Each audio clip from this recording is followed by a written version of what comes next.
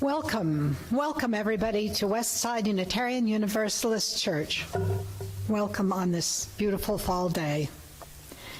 Welcome everyone. We are a denomination that welcomes all, not just in terms of demographics, but in terms of beliefs and assumptions about cosmology.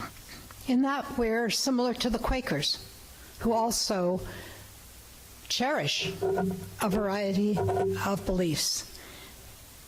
The Quakers are the focus of our service today. I'm Suzanne Molnar. I'm a member of the worship committee and I'm the worship associate today. Our service is about the Society of Friends, commonly known, including now to themselves, as Quakers, presented by Dr. David Howell, who's retired philosophy and world religions professor. In keeping with the Quaker practice, which begins when the first person enters the room silently,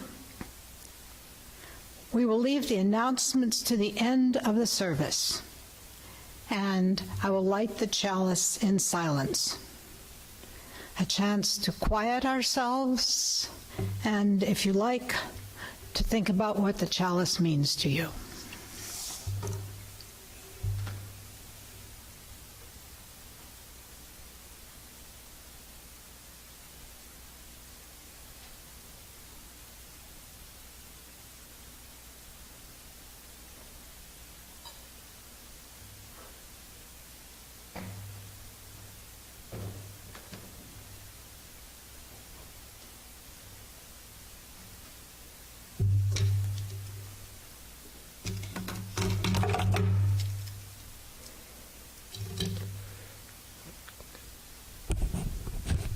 Good morning. My name is David Howell, and I am a member of the worship committee and was asked to do this service this morning. Let me give you some background and some context. Today's service is going to be divided into two parts. The first part, I speak as a UU behind the podium, talking. The second part will be the practice of how Quakers conduct worship, which is to sit in silence until other things are made silent, trivial things, unimportant stuff of the past week, and one becomes centered, waiting for the voice within to speak.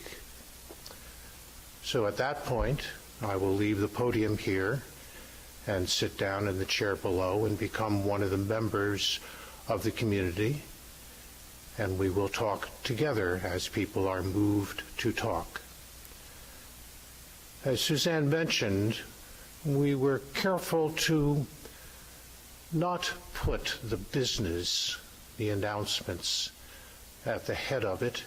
Rather, like the Quakers do, that is done after the worshiping has completed its central part, and it is time to talk about other things. But to begin with, I will spend the first half of this talking about similarities and differences between Quakers and UUs, and the way in which they can perhaps inform each other, particularly here how we might be informed by the way in which Quakers conduct a worship service. So let me give you the background. This past summer, I was at a place where there was no internet, and I went into the local town, and there was a UU church there, but it was only done by Zoom. There were only virtual meetings, and since we didn't have internet access, there was no way to be a part of that. And as I was walking along the street, I noticed a little sign that said, Society of Friends, which I understood correctly to be Quakers, will be meeting on Sunday morning at 10 o'clock. And I thought, and we thought, that would be an enjoyable thing to do. I had been to one Quaker meeting before in the past. It was actually a Christmas Eve meeting, and so I had a little experience of it. And my sister has been a long-time Quaker. sending her children to Quaker school and going to meetings as regularly as she could. And so I was not entirely surprised by what happened, but I wanted to go and experience it firsthand. So we went to meeting, and then went to another meeting, and then as COVID came back to the place in Maine where we were, it was turned into a Zoom meeting again. But I had a couple of experiences at meeting, seeing what it was like, and was fascinated enough by it, particularly the similarities and differences with the way in which UUs do things. Let me talk first briefly about the similarities between Quakers and UUs. Both of them are action-oriented, the way in which one not simply shows one's beliefs, but also experiences one's beliefs, is by the way in which we behave toward other people, the way we behave responsibly in the world. Quakers have a long history of being pacifists, of working for general public goods. We know how important we hold these things to be, that one is not what one simply says one is what one does. And there is a root that one finds from action, which comes first, and then beliefs which follow that. The beliefs have their reality, per James in the New Testament. Beliefs have their actuality in the way in which we behave. There is a second kind of similarity, that both Quakers and UUs are not particularly concerned with creeds. Both of them got in a good deal of trouble with the established church, which is very interested in creeds, recognizing in both cases that creeds can become empty and flat. And so the way in which one can overcome this is to be constantly open to new ways in which creeds can express themselves. A second way in which there is a great similarity is the belief in what we call, as you use, the inherent worth and dignity of all people. That we are not at center fallen, miserable, sinning creatures, but ones that have a core which is fundamentally good. The problem is how to find that core and how to live by it. And the way in which this is practiced in the two traditions varies from time to time and place to place, but there is expectation that this varying will happen. As new experiences and new situations arise, we're supposed to respond dynamically to these changes. There is this idea that I think we both share, that at the heart of human beings is what is, in Jewish scripture terms, a still small voice that speaks. We have to learn how to listen to it, how to speak from it, rather than simply talking. So we have an action-oriented, not a creedal-oriented. We have a belief in the fundamental goodness, though it can be covered up and needs to be listened to carefully and hunted for carefully, in which human beings are fundamentally good. And the practice of worship is a way that allows this fundamental goodness to come to the fore. Those are the kinds of similarities that struck me, and I came across a quote which struck me as a little bit funny, and also very striking in terms of a difference. The quote reads, let me get my glasses here. UUs are much more comfortable with an abundant use of words. Quakers are comfortable with the sound of silence. I don't know how much the writer of that was cribbing Simon and Garfunkel there with the notion of the sound of silence.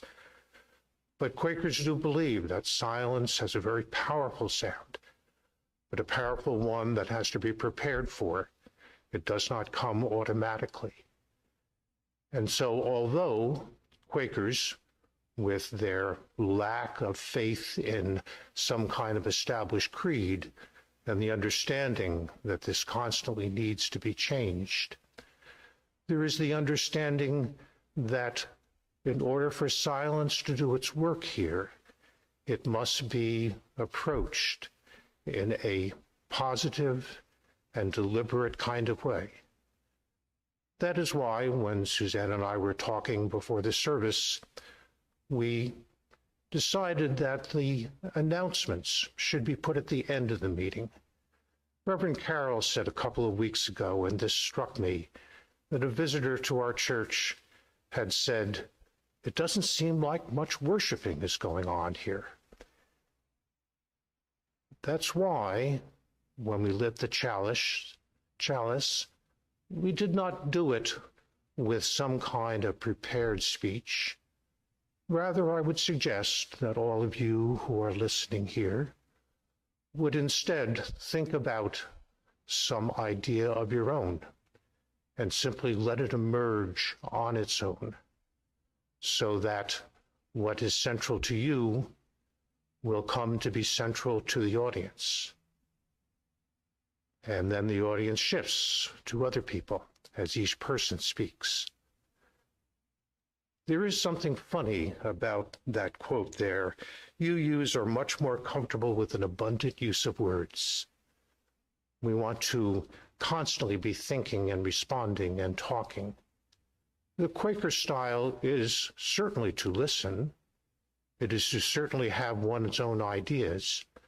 But these ideas, Quakers believe, come from the inherent good, central, what they call the inner light, which is in all people. But this inner light can be clouded by all kinds of trivial things.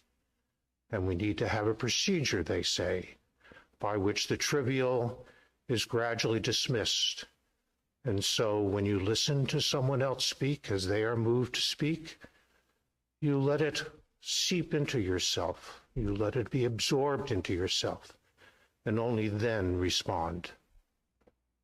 I am a philosopher by trade, and the constant process of argumentation, in which one logically dissects what somebody else says and responds to it, is a very different procedure than sitting quietly and seeing how it touches yourself. Quakers believe, one could call this creedal, but it isn't really creedal, that the inner light in every human being exists in everyone, and it is there somehow the same in everyone, though expressed differently because of the individual life of the individual person. And so when you hear someone else speak, you would be more tempted to immediately respond to that. A Quaker says instead, wait and listen to what it means to them and what it means to you, and you will come to recognize that this universal inner light, which exists in all human beings, can be expressed in this universal kind of way. Now, some Quakers are theistic and some are not. Some in the past, and to some extent at the present, have had ministers, and some have not.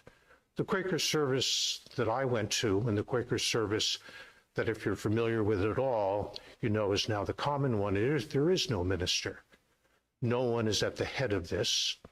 And so in the second half of the service today, when I leave the podium and go down below and sit in the chair, I will be acting or trying to act more like a Quaker, sitting as simply one of the members of the community, with the belief that the community is something that exists naturally because of the inner voice and similarity between this inner voice and all people, but only if they listen carefully and only if they do not respond with something off the top of their head.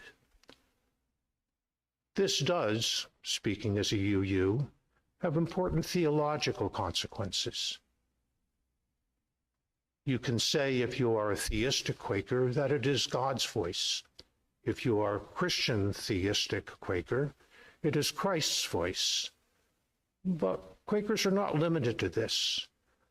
It does not have to be, and indeed in some way cannot be, just the voice of God or just the voice of the inner Christ.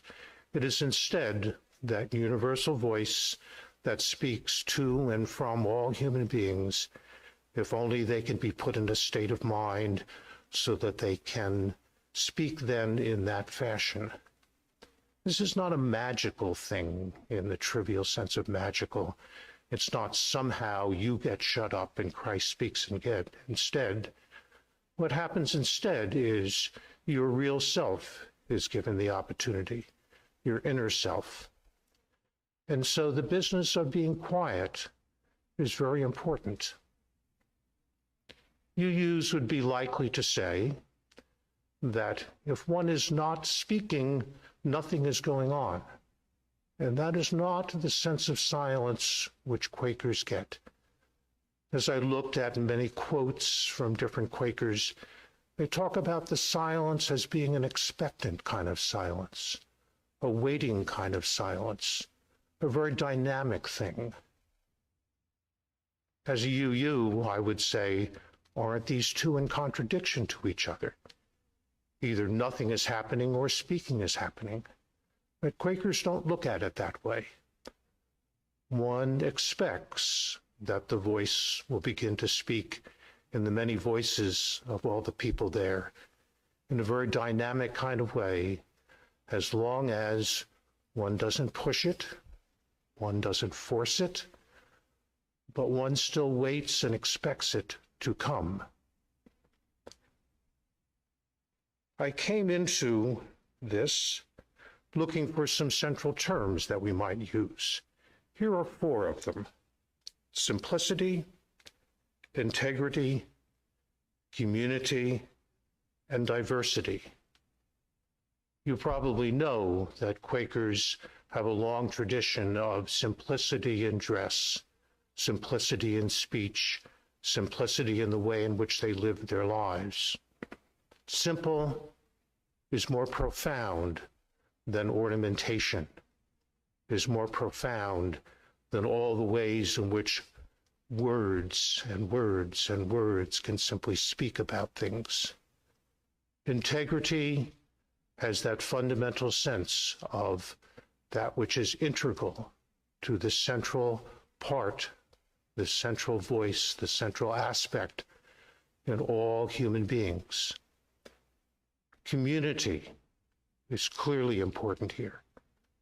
Although everyone is sitting silently until one speaks, and then all listen, and then someone, after listening and absorbing and contemplating, will then say something which that previous statement, the previous words have caused us to say. That kind of community is one which is underpinned by the commonality which shares us. Now, a puzzle which we have dealt with in our church is, how can we have both community and diversity at the same time? The two seem to be in opposition to each other. Quakers resolve this through a kind of belief in the expectant waiting for the voice as expressed by each individual to speak, not expecting it to be identical, but believing that there is a unity which underlies it all. I know that we have struggled with that, how we can have a community of worship at the same time we can have a diversity of beliefs. And they overcome that, and they think they overcome it necessarily by the silence which does not simply force some kind of opposition or conflict, but instead which unites diverse views expressed in diverse kinds of ways. The hardest thing for me to understand as a wordy philosopher is how dynamic silence is. It is not simply nothing happening. The sound of silence is a very real thing. How does one get oneself in a state of mind for silence to be that dynamic? The first part is to simply listen carefully, not listening in a talking heads kind of way. Would you please shut up so I can say what I want to say? But listening to what the still small voice inside. I mentioned before the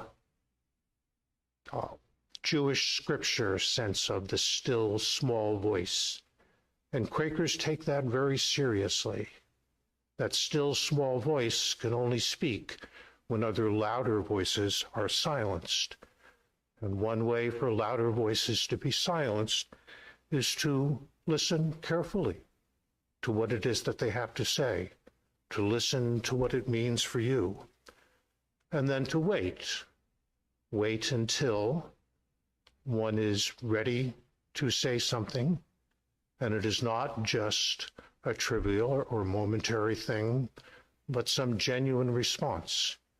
Genuine is not intended to be a weasel word here. Genuine means it comes from that inner voice, that inner light, which speaks in a way that we can do it. To do this in unity. Unity doesn't mean everyone believing the same thing. That's one of the reasons that both Quakers and Unitarians were often in opposition to institutional voices which demanded that there was only one way to do things. The unity is in the listening, the waiting, the contemplation, that still small voice now speaking and doing so openly. It really is rather funny to do this in a Zoom session. But worship for Quakers, as it should be for us, and it's hard, I think, for us, to recognize what a communal process worship is. We do not simply worship singly, do not worship by ourselves, although it is meditative and it is contemplative. It is not something which is done by yourself. It is done in concert with others. And there is the recognition, if one is simply silent until it comes, that that kind of unity, of each attempting to speak, to add to respond to give the fruits of contemplation to the way in which it strikes you, not attempted to be in opposition to what the other has said, but in response to what the other has said. This power of being silent, that quote really was a funny one. You are much more comfortable with the abundant use of words. When you're using words too abundantly, then we think that only talking can be dynamic, but not so for Quakers. For them, silence is more dynamic than mere talking. Silence is dynamic because it is the process of contemplating, listening, waiting to see how some universal voice can come out of this diversity, apparent surface diversity of things. There's a way of putting it. It's one's true, real inner light that is listening and speaking. You are more comfortable, I think, with a dialogue of arguments, much as scientists do, perhaps, in which one argues and then arguments are responded to, and gradually the truth emerges. Quakers listen, and when they listen, the kind of dynamic process is one in which only that inner light now speaks. Now, of course, this doesn't happen automatically. And as I sat in the meetings last summer, I could see some people in which it didn't seem to be happening at all. Maybe it was. Maybe it was me, and I had no way of resolving that. But it didn't seem as if all were listening. Therefore, one needs to prepare. And so we lit the chalice so that one could prepare to listen in such a way so that when one was ready to speak, it was the inner voice speaking. Very shortly then, I will stop with the preparatory remarks, basically from a UU position, sitting in back, standing in back of this podium, and sit down in the church in front. I urge you not to just immediately launch out with something. Wait and think about some of the kinds of processes and procedures and dynamics of this that Quakers so importantly believe in to take place. When someone says something, don't immediately come back with a response. Wait until it's absorbed, until you see how it is that it speaks to something in yourself that someone else has given a voice to, but in a different way than you would have given a voice to. This power of community, which we have talked about in services here in the past, which Reverend Carroll is so committed to, this kind of community is hard to accomplish when you don't have creedal beliefs to unite everyone. It has to be united in a way in which there is that, as we would put it, a respect for the inherent worth and dignity of all human beings, but not in everything that they do, only in those things that they do in a contemplative kind of way, in which only when you think you have listened is it time for you to speak yourself. As I have done services here in the past, and I take a microphone out into the audience, there are always a bunch of people ready to talk immediately. Since we want to experiment with and try what it would be like to do it in a more Quaker kind of way, the dynamic power of silence, the dynamic power of listening, the dynamic power of expectant waiting that something more will come, which will speak to all of us and find the common core in all of us. And one thing which I find personally exceedingly important here is that creeds are not a good way to find unity. Usually they simply force unity. Silence is a better way, and silence doesn't mean simply not saying something. Silence means waiting until that which is more universal now speaks for you. The dynamism of silence is something that takes time to get used to. Suzanne mentioned that for Quakers, meeting starts when the first person comes, and they sit down in silence, facing the center, and wait for others to come in, and wait for the silence to be communicative.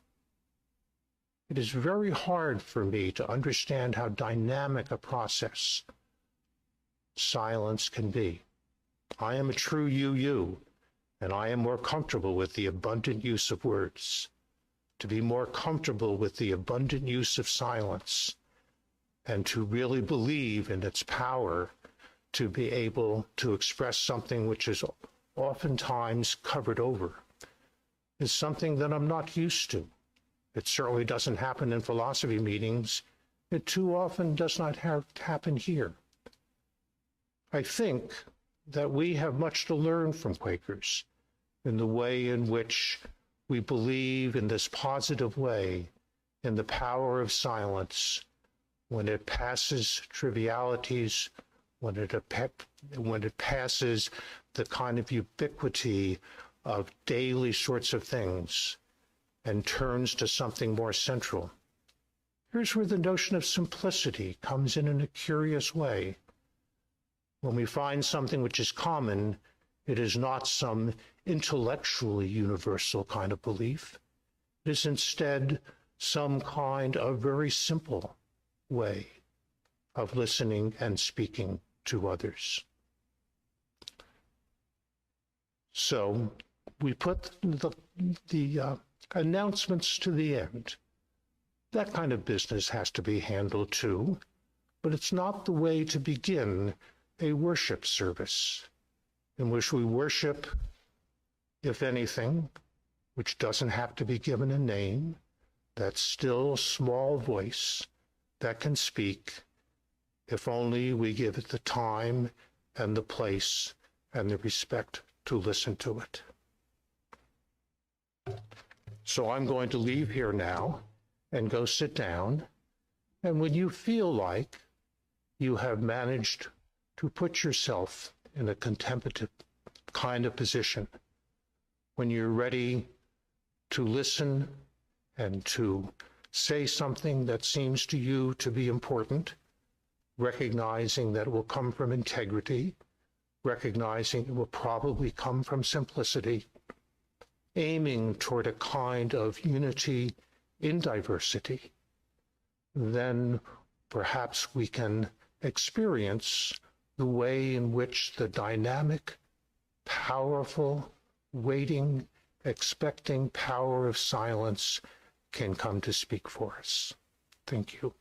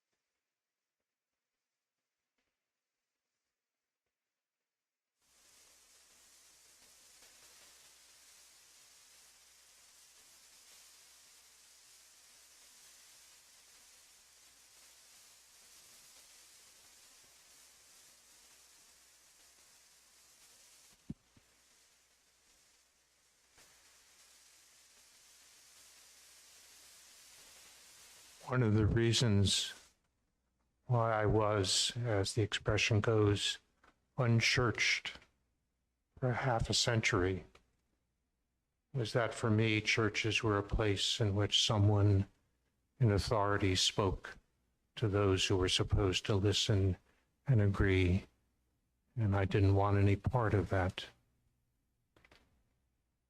One of the things that attracted me to UU and this congregation was the democracy, the equality of voices that spoke in different ways and did not claim any authority except the authority of what they had to say. Nonetheless, I am nervous. If everyone is silent, that means nothing is happening.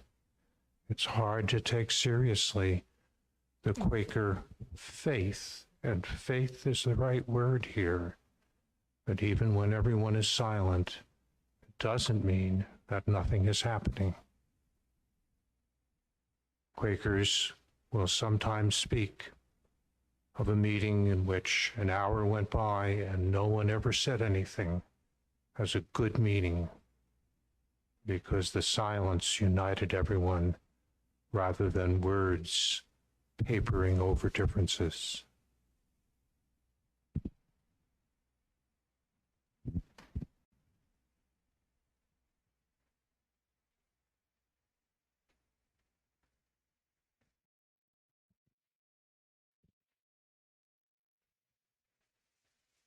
So I don't have much experience with this. Some Quakers might say it was a good meeting because of the silence, but I don't have a lot of experience in dealing with that. And I lose a sense of time as well.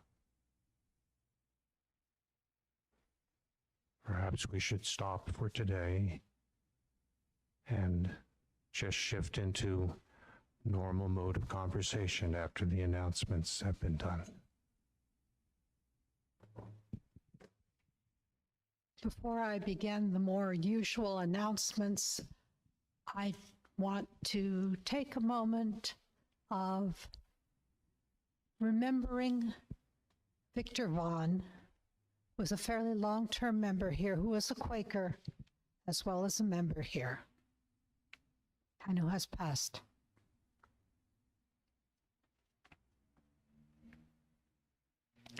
Announcements.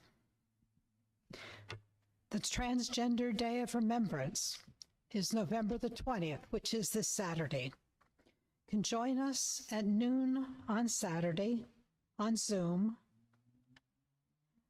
The website will have the link. This will be in memory of transgender people who have been killed because of their gender status, and also in recognition of transgender people who have had a real positive impact on society. Another announcement, a new adult religious education class will be starting on December the 7th at 6 o'clock in the evening on Christian Roots, Growing Branches. How leaving Christianity, a Christian upbringing, affects people, especially those who go from Christianity for a broader perspective. Third announcement, December the 5th. The ABCs of LGBTQ, the book we've been reading as a congregation, the discussion will be December the 5th, Sunday.